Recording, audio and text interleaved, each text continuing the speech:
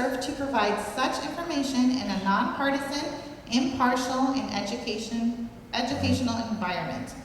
At this time, I would like to introduce our moderator for this evening's forum, Mr. Harold Stryker, who we like to call the Jack of all trades.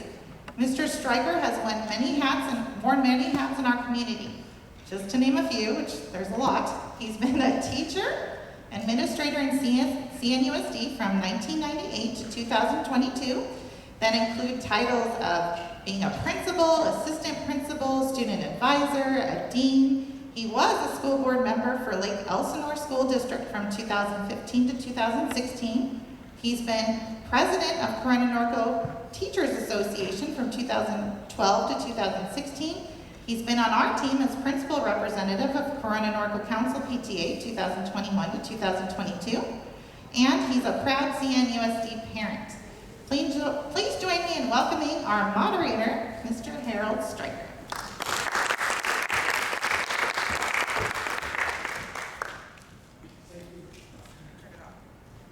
Thank you, Amber. I appreciate that. Before we get started, I want to go over a couple of things, just some groundkeeping rules and some things like that. Remember, bathrooms are out there. If you need to get up, they're out in the foyer area. Also, with regards to signs, balloons, or anything like that, during the forum, if you could please keep them down so it doesn't distract from any of our candidates. We want to have them have a chance to really focus in on their questions, if you could do that. So let's go over the ground rules a little bit. What we're going to do tonight is we've selected a bunch of questions from our community and our PTA council.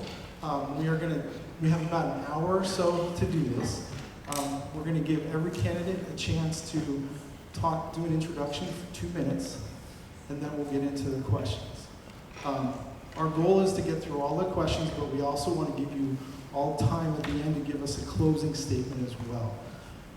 With regards to the way we'll do the questions is we'll start probably down at the end with Mrs. Marroquin, and then we'll rotate. So she'll get the first question, we get the second question, Stacy will get that first question. Then we'll go to Mr. Pate, we'll go through. So we'll each have a chance to ask, start with the questions at first. Do you have any questions at all, candidates? Are we grabbing the mic? Yeah, you'll be able to grab the mic, pass it back and forth. Okay? The two gentlemen can share, and the two ladies can share if you want to grab them right now.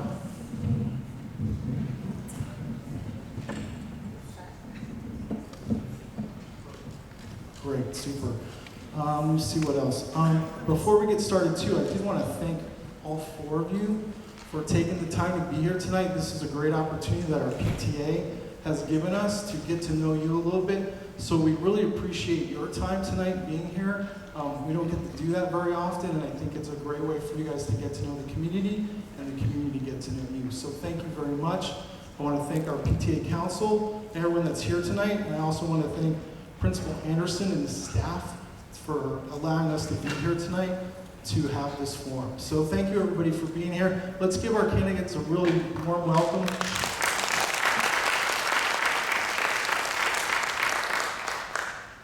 Okay, if we don't have any other questions, we're going to go ahead and get started with the questions. So we'll start down there with you, Lisa. If you want to introduce yourself, tell us your name, tell us a little bit about yourself. Each person will get 2 minutes to talk about it. We do have a process. We have someone down here that will kind of keep the green up so you know you have time. When you're getting close, it'll be yellow. And then when you run out of time, we'll give you the red down here. Just so you guys know how long you have, okay? All right, so if you'd like to get started, we'll start down there with Mrs. Marroquin. If you could tell us a little about yourself, tell us your name, and then we'll work our way down the panel.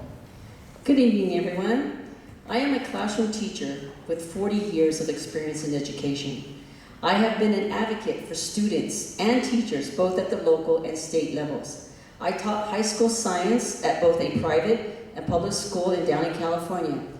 When my family moved to Eastville 19 years ago, I taught science at Gage Middle School in Riverside.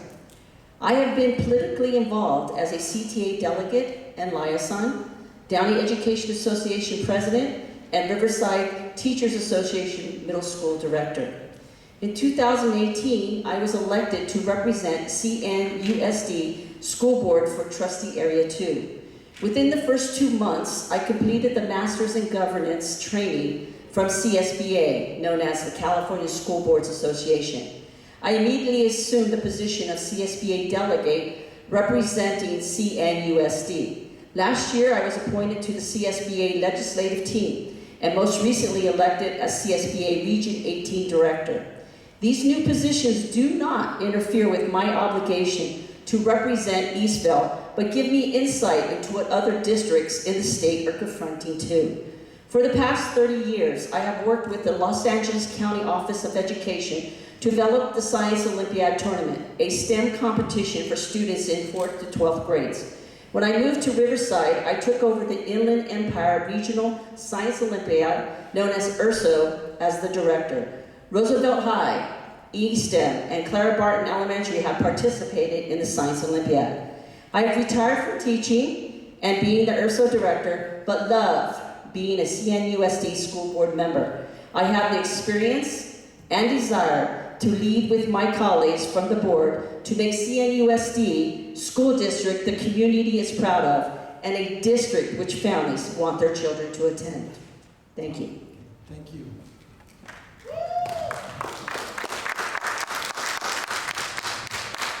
And for time purposes, let's get through the round, and then we'll give everybody a round at the end of each question, or just so we can give them time to speak. Okay? Thank you. Okay, Stacy, you're next. Sounds good. Hello there. Research consistently shows that the most accurate predictor of student success is not family income, social status, or background. The most important factor is parental involvement. So I'd like to begin by thanking you for the time and effort you're putting into your child's education and express my immense gratitude for the PTA. When my kids were young, I enjoyed being part of their school's PTA leadership and have met lifelong friends through the PTA.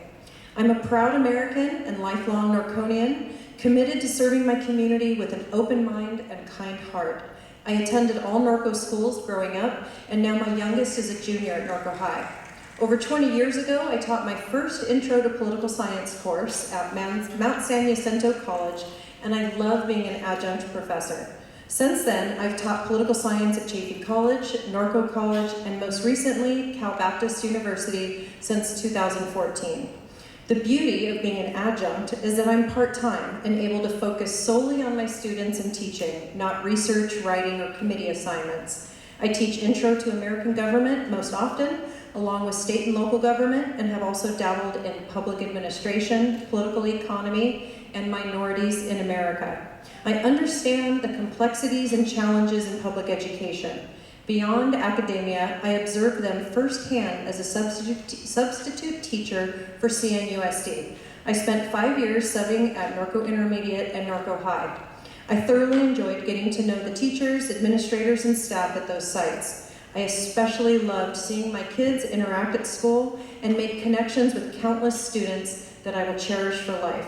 My heart also belongs to the Support Sisters, a nonprofit organization that assists women battling cancer, breast cancer. I'm the board treasurer and a blessed survivor. It was never my intention to run for elected office. I received a call from Mr. Zicafus that completely rocked my world. After serving on the school board for 12 years, Mr. Z decided to retire. Oh, I am done. I'm sorry. So I'm incredibly honored to be running for the school board. Thank you. Thank you. Hello? Okay, it's on. Yeah, my name's Thomas P. I'm a retired engineer, aerospace engineer, and I'm a Christian, and that's the reason I'm running. I believe that the Bible is 100% accurate in its history, its science, and its morals. And so if I'm on the school board, I will vote everything in line with what God wants. The reason I started to run is I saw, seeing what's happening in our nation and in the education system, and I looked through the school board agenda and saw some things in there that I thought, I wouldn't give any money to that. They had like some of the teacher training where they were training teachers in history of America. It wasn't true saying America's a bad place. No, it's a good place. It's one of the greatest nations because it's been a Christian nation. And so it's been a great nation for our history. And so I just put conservative ideas in there. I actually, as far as school, I helped out, I was on the site council in Ontario, Montclair district for my son from their grammar school. And I've taught at a real small college, and taught the homeschoolers in our church. So that's it. I'll vote if I'm elected as a Christian. Okay, thank you. Chris, you're up. Hello everybody, I'm Chris Rahaga. Thank you PTA for organizing this and thank you all for coming out tonight. I appreciate it. What really bothers me and why I decided to run is a politician who only shows up 60 days prior to an election to be involved and engaged in their community. What it happens is it leaves your citizens and who you're supposed to represent with no voice. I stay active in Eastvale. I have been a public safety commissioner for the city of Eastvale for the last 2 years, and I am actively involved in the Eastvale Kiwanis Club. Through that involvement, I've seen the amazing kids that we have here in the city work. They volunteer. We have over 200 volunteers who actively are engaged in city events, JCSD events, and Eastvale Chamber of Commerce events. They spend their free time helping out the city. Not only that, but we do a monthly street cleanup, which is conducted once a month, where our youth spend their volunteer hours cleaning up the streets of the city, making sure that our streets are safe, are clean, and ensuring that there's a real civic duty instilled in these children. We've also raised thousands of dollars through Eastvale Kiwanis and given back to the Eastvale Elementary School libraries through the Today a Reader, Tomorrow a Leader program. That's important to me to make sure that we are actively and engaged in our kids here in the city, in the community. I spend a lot of my time engaged with the community, and I maintain that as a top priority if I become your next school board member. Making sure that the Eastvale residents, parents, teachers, and students have a voice on the school board. I bring with me over 15 years of experience working with at-risk youth for the probation department, and I have been endorsed by the majority of the Eastvale City Council members and Riverside Sheriff Chad Bianco. Thank you very much.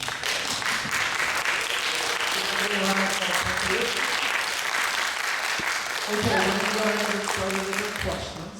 And Stacy, you're going to have the first shot at this question, okay? Yay, And then all right. we'll work our way down, again, the same order, and finish with Elizabeth, okay? Okay, first question. What is the time for our response? You have a minute. Okay. 1 minute for questions. I'm terrible about that. Okay. Now, some of you already kind of touched on this a little bit, but we want to get a little more information. Why are you a candidate for school board, and what special strengths do you believe you would bring to the board? Stacey. Okay, thank you. Well, I'm definitely running for school board because I love this community. As a Norconian, lifelong Norco resident, I just really care about my neighbors in my community, and I want to bring us together. I'm tired of the fighting. I don't like all of the division. The last few years have been really tough, and I'm looking to build a bridge. And I feel like my personality, my background, my skill set is the type that can just work with anyone. And I love people, I love working with the community and getting to know new people and establishing rapport, and I'm looking forward to doing that as a representative of my trustee area, which is all of Norco and a small part of Corona and Riverside County. Thomas, you're next. Okay, same question? Yes, you want me to read it again for you? Yeah. Okay, no problem. Why are you a candidate for school board, and what special strengths do you believe you would bring to the school board? Oh, okay. Yeah, so I kind of answered that. I got in because I see the bad things that are coming into the system, and I just think you need a Christian that knows what's right and wrong. I mean, as a Christian, I know the Bible is true, and I know it's right and wrong. Let me just read one thing here real quick. Okay? This is just for edification. This is from John Jay. He was the very first Supreme Court Justice of the United States. He said, almost all nations have peace or war at the will and pleasure of rulers whom they do not elect, and who are not always wise and virtuous. Providence, God, has given our people the choice of their rulers, and it is the duty as well as the privilege and interest of our Christian nation to select and prefer Christians for their rulers. So I just thought it would be good for them to hear, know how godly our country was originally. Chris, would you like me to read the question? Sure. Okay. Why are you a candidate for school board, and what special strengths do you believe you would bring to the board? I care deeply for this community, which I've grown up in. My family has deep ties in, and I believe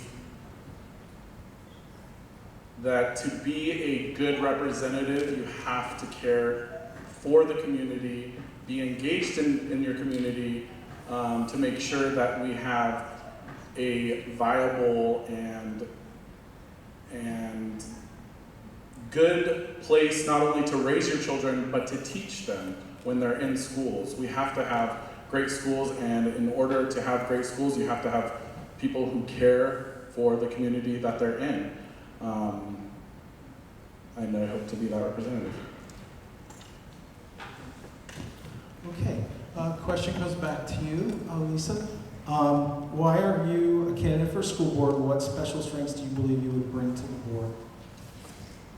Hi, I am running for school board because I have the experience and the leadership skills to continue as a CNUSD school board member for Trustee Area 2. My personal focus is that our students are receiving a high-quality education in a safe environment in order that they can become college and career ready upon graduation. So the strength is that I do go out and visit the schools, I do go out and talk to the students, I do go out and talk to the counselors and make sure that they have the resources and they have the materials in order to achieve the goals that they're trying to bring to their students in their classrooms. In fact, I work with the board to ensure that our students have programs to meet their needs as well as their wellness is being monitored and addressed. Our ESTEM pathways, dual language, AVID, Puente, sports, music, arts, and CTE programs are second to none in the state. Every student in Eastvale has access to participating in a program that they are interested in. Thank you. Okay. We'll give everybody a round to read that if you want.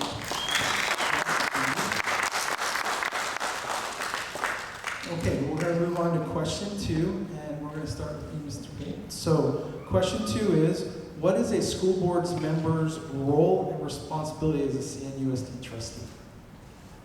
Well, if you want to know what's going on in the schools, and probably the main thing is voting on the budget items. You can see where the money's going to go. If you want to and suggest improvements for the schools. Actually, something I'd like to get in, but hard to. You can only do so much, but I would put like trying to get books in showing the fallacies of evolution, and a big thing. I cut all the budget out. They got like budgets for LGBT, homosexuality. You're not helping the kids out by encouraging that. It's tearing them apart, destroying them, and all the people that love them. You don't want to encourage that. So if any money goes to that, it should be encourage those kids to get out of that destructive life. Okay, Chris, you are next, and the question is, what is a school board member's role and responsibility as a CNUSD trustee? Fiscal responsibility. I think we have to ensure that the limited amount of dollars that are put towards our district are spent wisely, that they are put into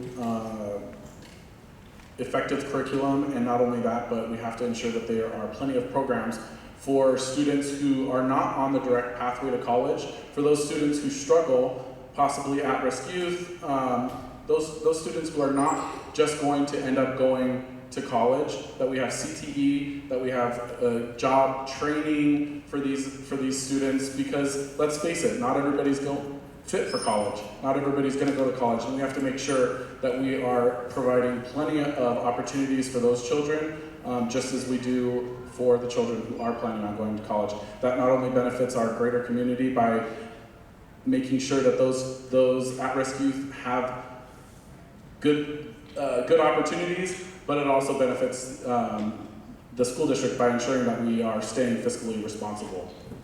Thank you. Appreciate it. Lisa, same question. What is a school board member's role and responsibilities as a CNUSD trustee? As a trustee, the first goal is to employ a superintendent.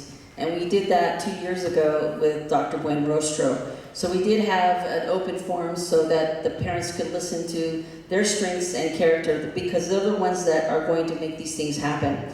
We also are important that we adopt policies and curriculum. And of course, we monitor the budget. We want to make sure that we're using our monies wisely. And we have actually been accredited for the next 3 years. So we are financially stable here in CNUSD. We also oversee facility issues on a daily basis. However, it is important that we understand that, yes, Chris mentioned the CTE programs, that I had the opportunity to visit all 50 of them. And so when we saw these, it's empirical that people understand that, yes, we have a lot here in Eastville, but there's also other programs that if it's not satisfying for our student, they can go to Corona, they can go to Santiago. There's other programs out there that they can get to. So I agree that not all students go to college. Okay, Stacy, same question. What is a school board member's role and responsibility as a CNUSD trustee? Okay, well, I believe that there's a lot of roles that those school board members play in their job as on the school board, but I think it goes back to the principal way in which our country was founded under the Constitution, which is in a representative democracy, where the job of elected officials is to represent the people that they are voted in by. And so I believe the most important role of a board member is communication that goes two ways. I believe it's the job of the board member to get information from their community and their families and students and parents and bring that to the table. And then the other way is I believe it's the job of the board member to share with the community what the school district is doing, to share the wonderful things, maybe the challenging things, and I really feel that that communication going both ways is critical to be able to make decisions, because my own personal opinion and beliefs really is irrelevant. It's really about what's doing the best thing for our students, for our families, and the community. Thank you. Thank you. Okay, if you want to give everyone a round of applause for their answers. Okay, question number 3, and we are going to start with Mr. Payne. Okay. I'm sorry, Chris, excuse me. I'm sorry, I already lost track. That's all right. All right, so Chris, you're going to have first dibs on this question. Can you explain where the money to fund our schools comes from? So yes, the money that funds our schools comes from you guys through our taxes, locally and statewide, as well as federal taxes. So yes, of course, tax money from the federal government, state government, and locally all funnels down to our schools. That's why it's so important to be fiscally responsible, because it's your money. It's your money. We have to make sure that we're not frivolously spending it on things that we don't need. And that's why it's important to have somebody that's going to make sure that we're doing that. Thank you. Okay, Lisa, same question. Can you explain where the money to fund our schools comes from? Yes, so yes, it does come from the state, it does come from the federal government. However, in California in 1988, we have Proposition 98, and Proposition 98 ensures that 72% of those funds that come to the state go to education. And so we have about 45% of that goes to pay for the teachers' salaries, and then the rest is for the resources, but never cutting from the classroom. So that is where our focus is, to make sure that the students have the resources and means in which to meet the requirements that they need to graduate. And also make sure that the parents know where this money is being spent all the time. Thank you. Okay, Stacy, same question. Can you explain where the money to fund our schools comes from? Well, I have to begin by saying that's a very loaded question because it comes from multiple sources. I think it's one of the misconceptions that a lot of citizens, residents have is where the money comes from. It does not come from taxes directly like people believe it would. Our taxes are paid to the state of California, and then the state of California determines the amount of money that it turns around and funds to school districts, in addition to federal funds. The problem with a lot of the state and federal funding is it comes with strings attached, and there's requirements that go along with having to accept those funds. We had that was the case with some of the COVID funding that came in, and there is with the local funding formula. There is now they're making more of an effort in the state of California to fund schools that have a lower socioeconomic status students, students that come from low income, different backgrounds, and so trying to get money equally distributed. Thank you. Okay, thanks, Drew. The question is, can you explain where the money to fund our schools comes from? Yeah, I'm glad they went first, because I don't know where it all comes from. I know it's taxes, and I know we've speeded up the federal government, things back down with strings attached, and which is bad. The money should be local. But we work with what we have, and with the board members, and I just cut out anything that I think is not necessary. And I fund things. Some things are good. Reading by arithmetic, it's good things to fund. But as far as where it comes from, it's just taxes. Thank you. Okay, we are moving on to the next question, and this time we will start again with Lisa. Okay, this question is, in your opinion, what are the top needs of our school district, and what is your plan to address them? The top needs? Is that what you're saying? Yes, the top needs of our school district. Okay, so right now we have several issues that need immediate attention. Number one is student safety. We hired 3 new school resource officers this year, and we'll continue to add more as needed. Number 2, safety awareness to the community and students. Students and staff have been trained in active shooters at their respective sites. Number 3, classified hiring. We need more custodians, nutritional helpers, secretaries, paraeducators, and others to maintain our facilities and work with our certificated staff. 4, traffic resolution. We need to collaborate with our community to seek out transportation such as busing. 5, certificated hiring.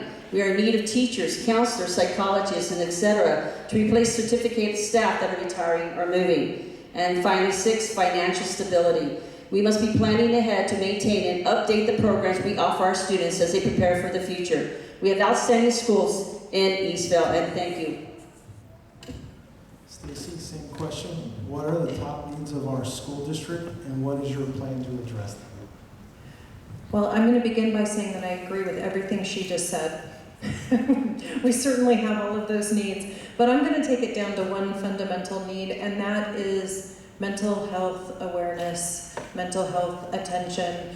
My son was a junior, my daughter was in middle school when COVID hit, and I have seen firsthand through my children, through my children's friends, and through our staff, through teachers, admin, people were hurting. It was a really tough time, and I believe that healing needs to happen, and I feel like there needs to be more funding and more counselors available, especially at the high school level, and I really would like to put money, time, and effort behind mental health initiatives for our students from K through 12, all of the years. Thank you.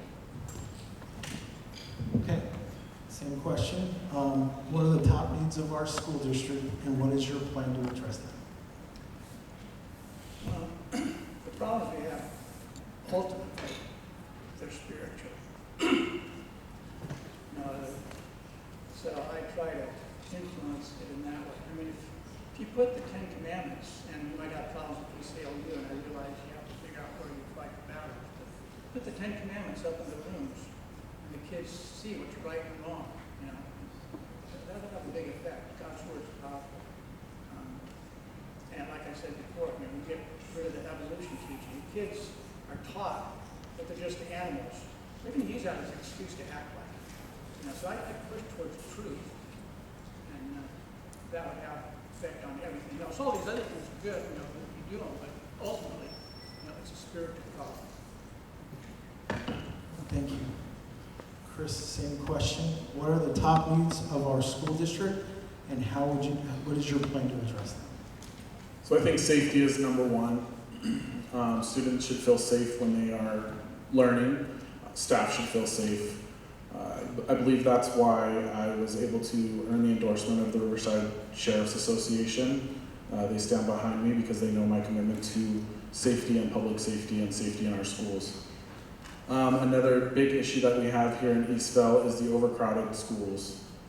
Talking to many parents and students, it's number one priority, if not number two priority for everybody that I've talked to. The overcrowded schools in Roosevelt, especially. Parents don't want to send their kids to Roosevelt. They would rather drive out of the city because of how overcrowded Roosevelt is. And I think the other one that I would just like to touch on is what I like to call the COVID gap. The 2 years where kids were learning from home has really affected them, and it's really important that we have services and support for those kids to catch them up for the last 2 years. Thank you. Okay. If everyone would give a round of applause for me. Okay, Stacy, you will have the first dibs at this question. What is your view of school choice?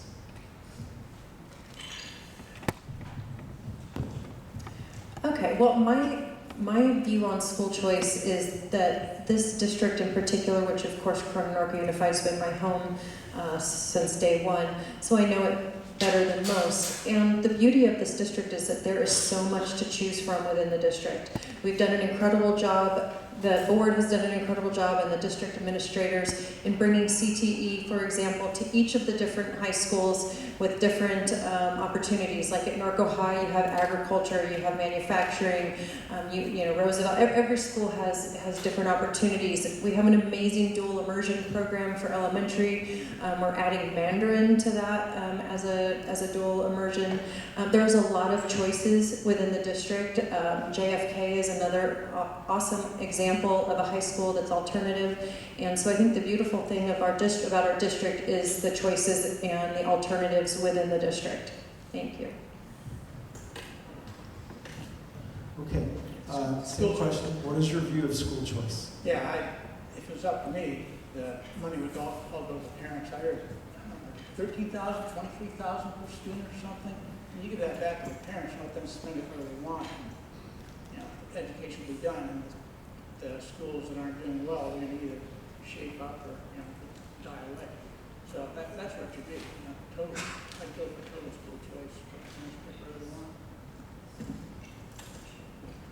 Chris, same question. What is your view of school choice?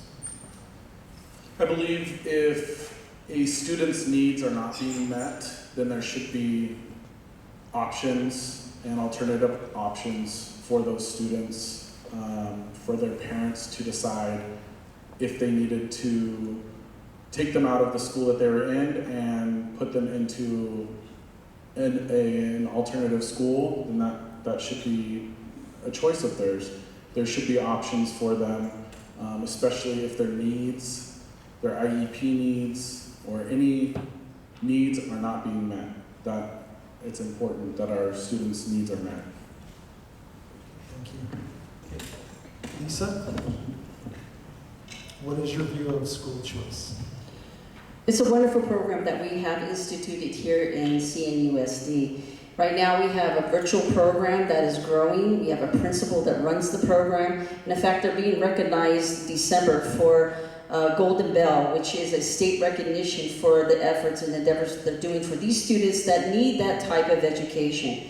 But like Stacy was mentioned before, that we have a CTE program where a kid could go to Norco or go to Santiago, depending on what type of program they want to enjoy and to participate in. And here in Eastvale, there's tons of programs. We didn't get to mention those, but I wanted to just come back to the fact that we are not overcrowded here in Eastvale. In fact, Eastvale in particular, Roosevelt was built for 5,500 students, and then later on came East End that has the capacity for 800. Neither one is built for that right now. We're not going to take them up to 5,500, but this time we have 4,700 students there, and so that is the truth there that we have been working on. Let's give everybody a round of applause, if you'd like to, for that great question. Okay, moving on to question number 6, and we're going to move on. Mr. Payne, you're going to start with this one. Okay, this is a scenario question that came from the community. District Office and Special Education Department are on vacation from July to August, and what would your solution be for year-round students in schools when they need extra support due to transitioning to a new year, new teacher, new school, and new classmates? Say that again. Sure. Okay, scenario question. District Office and Special Education Department at the district are on vacation in July and August. So this is just the special education students? This is a special education question. Mentally handicapped Yes. kids and things? Okay? What would be your solution for year-round students when they need extra support during those months due to transitioning to a new school year, a new teacher, or a new school, or new classmates?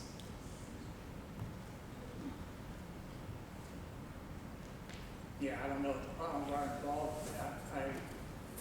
I shy away from new programs, and a big problem is big bureaucracy, and that's where all that money's going to. So I don't know the specifics of that situation, but I'd shy away from creating a brand new bureaucracy to handle something. You know, help the parents actually should be taken care of. Thank you. Chris, same question. I'll read it again. Scenario question. District Office of Special Education Department at the district are on vacation July and August. What would be your solution for year-round students when they need extra support, and you're talking special education students, due to transitioning to a new school year, new teacher, new school possibly, and new classmates? This is a big problem for our students who are enrolled in special education and their families. There should not be a gap from July and August when we have students who are enrolled year-round.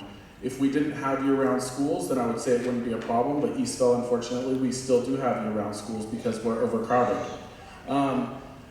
We need to make sure that those services are there for those parents. We have to make sure that those services are there for those parents who need them. The special education program is so important, and we need to make sure that anything that we can do, if we need to change the vacation, split it up, whatever we need to do to make sure that there is support services for those students in a year-round setting.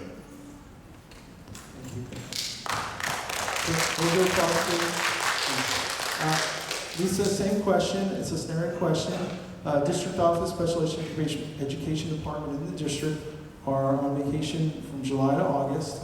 What would be your solution for year-round school students when they need extra support in the transition to a new school year, new teacher, new school, and new classmates?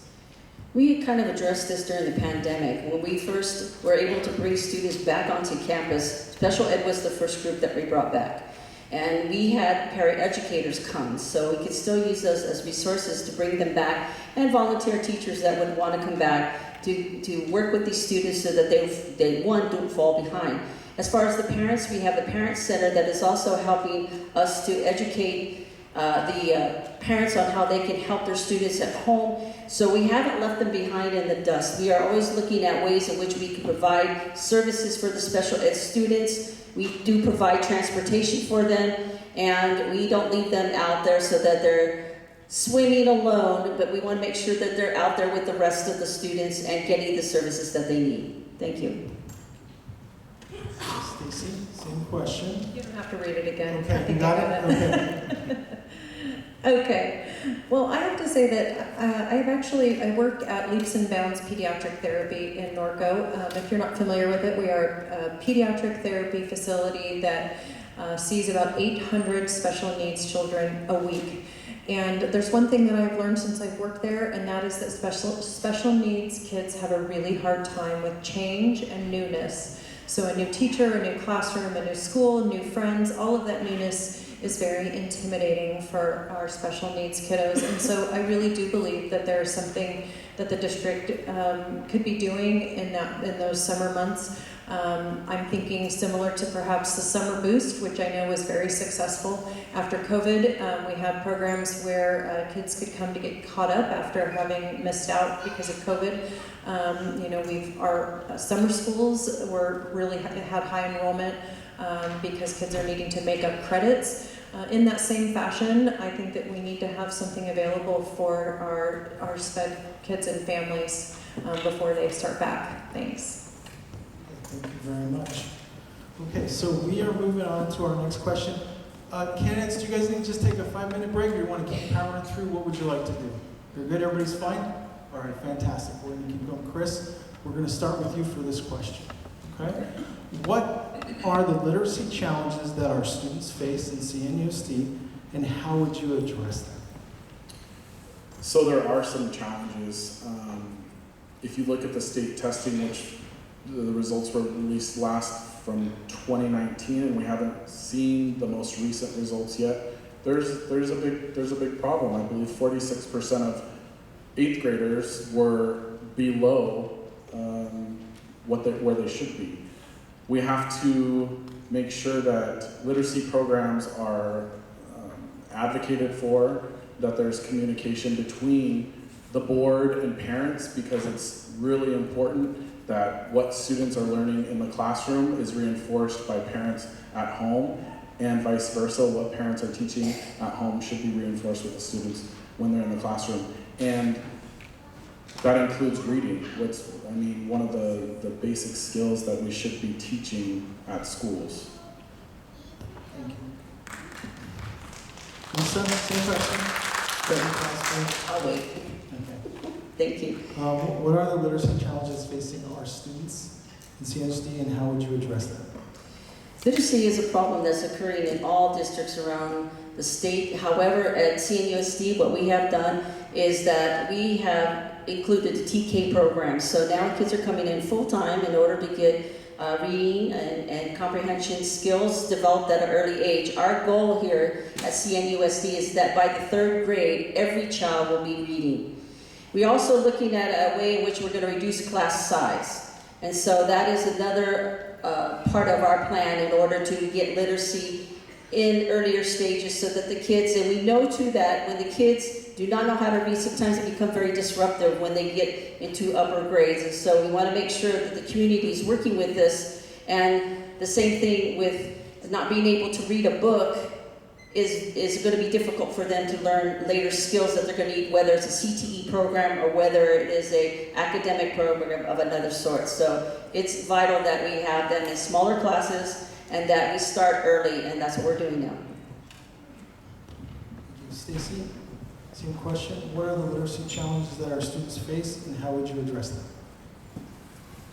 Okay, I think that literacy is part and parcel with all of the fundamentals that we expect our children to be learning in school as part of their academic program. And I think that what's really important in terms of literacy and all of those, any kind of academic programs, is really understanding how the child learns best. And one of the things that I really appreciate that our district does is puts funding and time and effort into understanding the different needs of different students, whether it's special needs students or it's students that are English learners.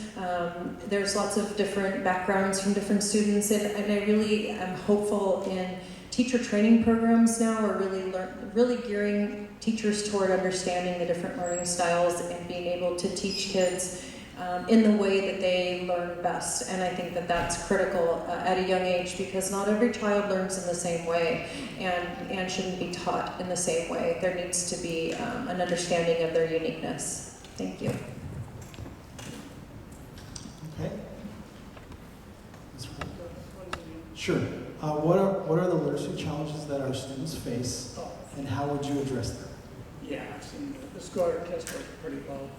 Now you got a lot of people that don't speak English, so that just can make it tougher. But again, I focus on reading, writing, arithmetic, and cut out as much of the external stuff as you can. Just focus on that. You know, just teach phonics and just straight old math. And I cut as much of the side stuff out and just focus on what you're supposed to do. Okay, moving on to our next question. We're going to start with Lisa again for this question. What are your views on math instruction in CNUSD, particularly in the middle school and high school levels? So just for you that you know, we have a lot of different schools, so we're talking for 6th grade through 12th grade in particular. You can address it all, but in particular 6th through 12th grade math. Okay, what we do when we develop the curriculum is that we need to work with the teachers and we need to work with the publishers in order to make sure that we have a textbook in which they can use in order to get the concepts down. So what we do now is most of it's digital and most of it is also on a trial basis. So the first step that we do when we adopt math in any grade level is that we make sure that we have samples of student work that whether or not this will work in the classroom or help them understand the math concepts. And so math is one of the academic subjects in which sometimes the brain is not ready to accept. And so when I taught biology, a lot of my students could not do the basic math skills because their brain had not matured. And that's something that's a reality that we got to work with. But there's other ways in which we can make sure that the students are getting those skills so that they can understand the concepts in the academic area in which they're working at. So each grade level has different skills and the teachers are working on to make sure they can get it. Thank you. Stacy, same question. What are your views on math instruction in CNUSD, in particular at the middle school and high school level, so 6th through 12th grade? Okay, well, I do feel very familiar with math in those ages and those grades because my kids were not there long ago. My daughter is in 11th grade at Norco High. And I think one of the things that's different about teaching mathematics than it was back when I was in high school or when we were younger is it used to be that, for example, you would take algebra one year and then you would take geometry the next year, and then the next year you might take an advanced algebra. And nowadays it's just different because it's all combined. And you know, the math concepts are integrated, and I think that's great for our students to be able to keep those skills current in their brain instead of losing them for the time that they go from one year to the next. I know that there's been some challenges with some of the Common Core math, I hate to even say that out loud. I don't want anybody to throw anything at me, but Common Core certainly had its struggles. But I think that I see a lot of forward momentum in making math more accessible for students to understand and you know, combine the concepts into an integration. Thank you. Okay. Mr. Pate, what are your views on math instruction in CNUSD, particularly at the middle school and high school levels, 6th through 12th grade? Yeah, I haven't looked at it for a while, but my master's in math actually. And I remember they started bringing some of the new math in. And a lot of times it's just a way, they're trying to get away from memorization, but it just works a lot better to have some memorization. You know, it's kind of like a professional basketball player, she's layups over and over makes, and you got to learn the basics. And some of the new stuff they're doing, they're wasting a lot of time having the students figure out the way to do it. And also, you know, make sure you keep math, there's only one right answer. And if you get it wrong, it's wrong, sorry. You know, you have to learn the right way. So a lot of this new, same thing in English, they waste a lot of time analyzing where words came from, or just look at repetition. Anyway, that's in general my opinion, you know, some of the new stuff. Some of it's still taking a lot of stuff. Chris, same question. What are your views on math instruction in CNUSD, in particular at the middle school and high school level, 6th through 12th grade? I think we have to do something different. I talked about the scores for English language arts, and the scores for our math were 61% or below average. In 2019, that was prior to COVID. I don't know what the numbers are going to be like, but it's going to be worse than 61%, and that is horrible. So something has to change. I know Common Core was implemented, and what happened was you went from teaching students the way we learned math to teaching students a completely different way of learning math. And the assistants was cut out from home because parents were looking at a problem and it was not the answer that they were getting when they would do the problem when they learned. So there's a definite problem that we need to fix. 61% is a failure. We have to do better. Thank you.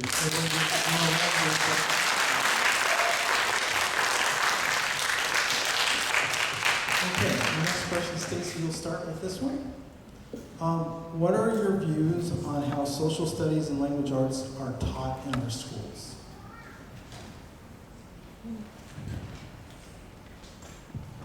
Okay. I feel like I just need to begin by saying that I'm not an expert on teaching. I really do feel like at some point I need to defer to the experts, and I really believe that just in life in general that that's an important thing to do. Obviously, as a political science professor myself, I think that we are doing a disservice to our kids by not teaching civics and government in a more profound way than in just the 6 months that it's, well, I shouldn't say 6 months, 1 semester that it's currently taught in high school. But I have a lot of faith in our teachers. I've had so many amazing interactions with both language arts and social studies teachers, and I believe that our teachers are the future, and I don't want to knock them down, I want to lift them up, and I think that's what we need to do. Thank you. Thomas? Language arts and... So yeah, I'll read it again. What are your views on how social studies and language arts are taught in our schools? Yeah, we need to fix the history and teach the true history of the United States. A lot of even the teachers have been influenced by like Howard Zinn and that history book, and that's garbage. You're talking to Mike. Oh, yeah. Is that better? Okay, sorry. Yeah. In the history, a lot of the history has been influenced by like Howard Zinn and his history book, and there's garbage in there. You know, we've got a godly heritage in this nation that should be taught. You know, we shouldn't have all these that get rid of all the new holidays, and we need to have the old ones remember what happened. You know, some of those guys, like Andrew Jackson, not Jackson, what's his name, the head of the Confederacy, he was a godly man, so we should emphasize the truth in our history. Same thing in English, read the classics. You know, we've had good things to read for years, not a lot of the stuff that we're teaching now isn't good. Anyway, that's it. Thank you. Chris, same question. What are your views on how social studies and language arts are taught in our schools? I think it's important that we do teach the history of our country, the history of the world, and make sure that different views are explored, but the history should be taught. We have to make sure that we are supporting our teachers. We have to make sure that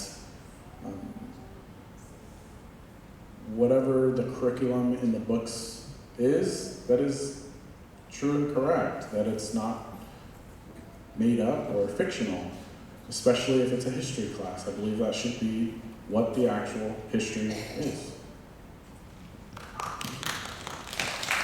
Lisa? Same question. What are your views on how social studies and language arts are taught in our schools? So language arts, in order to ensure that the students have the ability to read the textbooks is vital. That's important right there. Then we want to make sure that the history, like I said, needs to be correct, and that it also emphasizes on the different cultures too as well. So we are in a diversified community. We are a diversified culture. We need to see what's going on in the world and how we need to interact in order to be civil human beings. But it's also important that the community is aware of what we're teaching in the classroom. And so that's why we do have these programs where when we decide what the curriculum is going to be, that the parents do get an opportunity to have their say in what we do and do not teach. And so, and of course, the teachers by all means are the leaders in this and the ones that are going to decide what is going to be appropriate for the classroom, appropriate for the kids in order for them to learn proper language arts and proper history study. Thank you. Okay, moving on to our next question. That's what we got. Thank you. Okay, moving on to our next question. This one we'll start with Thomas. Okay.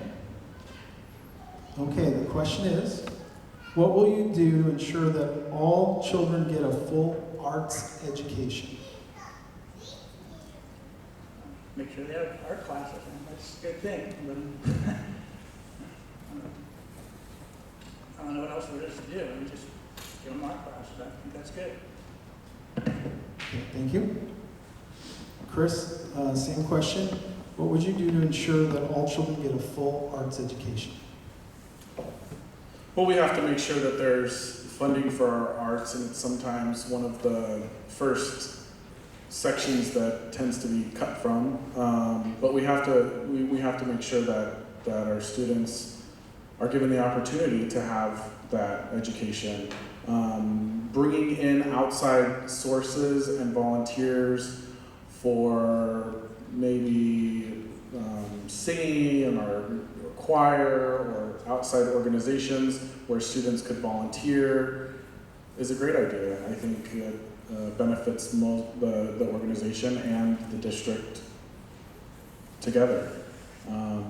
There are plenty of talented people in the community who are willing to share their talents with our students, and having those opportunities and those avenues available should be a priority. Thank you. Lisa, same question. What will you do to ensure that all children get a full arts education? Right now, we're making sure that at the elementary levels that they are given an hour or two where there will be an individual that brings in vocational, and so they'll either, like they say, sing or dance or whatever it may be appropriate for that particular class, under the supervision of the teacher, of course, so we want to make sure that they're getting something appropriate. Then when you get to the high school level, we then have the CTE programs where the arts is a choice of the students, but they have that opportunity to take those classes and participate. Then when you get to the high school level, most of them are incorporated, but what we do now have for other students is the ELOP program. So we have this huge after-school program. This is an accessory program that is run by the paraeducators so that the students have an opportunity to have hands-on experience with the arts, and so that's what we're doing as a district right now. Okay, Stacy, we'll finish up with you on this question. What will you do to ensure that all children get a full arts education? Okay, well, I think to begin with, I think we need to focus on what is a full arts education, because I think that's subjective. I'm not sure what that entails entirely, but I think that one of the things that I appreciate that the district does is oftentimes supplement an education if the kids aren't finding time for it in their day. For example, the Art Smarts. A dear friend of mine, Carrie, is one of the teachers with Art Smarts, and I still have paintings and pictures from my kids when they were in elementary school participating in that when there wasn't as much art as they would like in the classroom. I think that as our kids get older and into middle school and high school, some kids are more into art than others, and having that opportunity available to them, I think, is critical. My son was an athlete. He played multiple sports. My daughter is in New Gen in the choir at Norco High School, and my son didn't need a full arts education, but my daughter does. So it's finding those needs and meeting them. Thanks. Thank you. All right, let's give everyone a round of applause for that round of questions. Okay, we started a little bit late, so we're going to continue, make sure you guys have the full hour, and then please rest assured that we're going to give you each a moment to do a closing statement. Okay, so we're going to move on to the next question. We might run out of time, but we'll definitely make sure we finish this question and then give you a chance to do your closing statements, okay? So Chris, this is for you to start off with. What role should the community and parents play in supporting the education of their children? That role is paramount.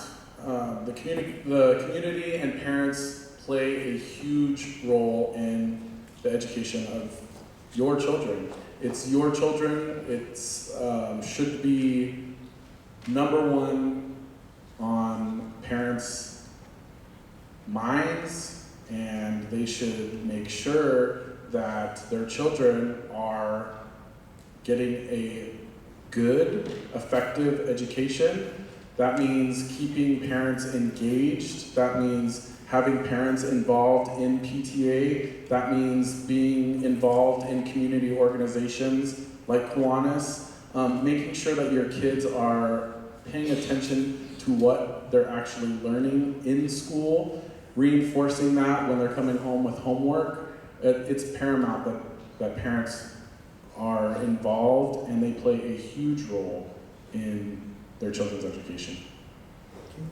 Okay, Lisa, same question. What role should community and parents play in supporting the education of their children?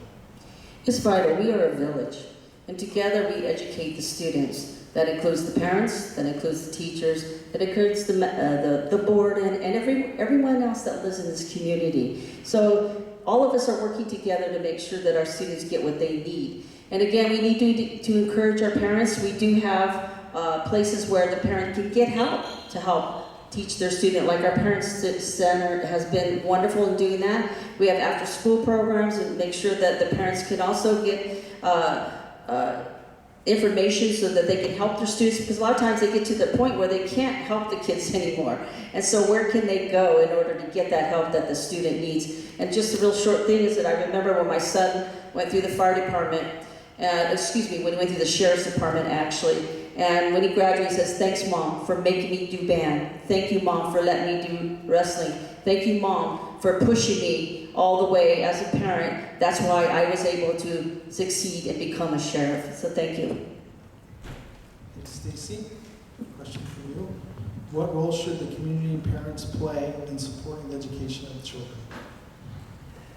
Well, as I said when I first introduced myself, I talked about the importance of parental involvement in a child's education. That research shows far and away it is the biggest predictor of a student's success. But I feel like I'm speaking to the choir in here because you are obviously all family and parents and community that care.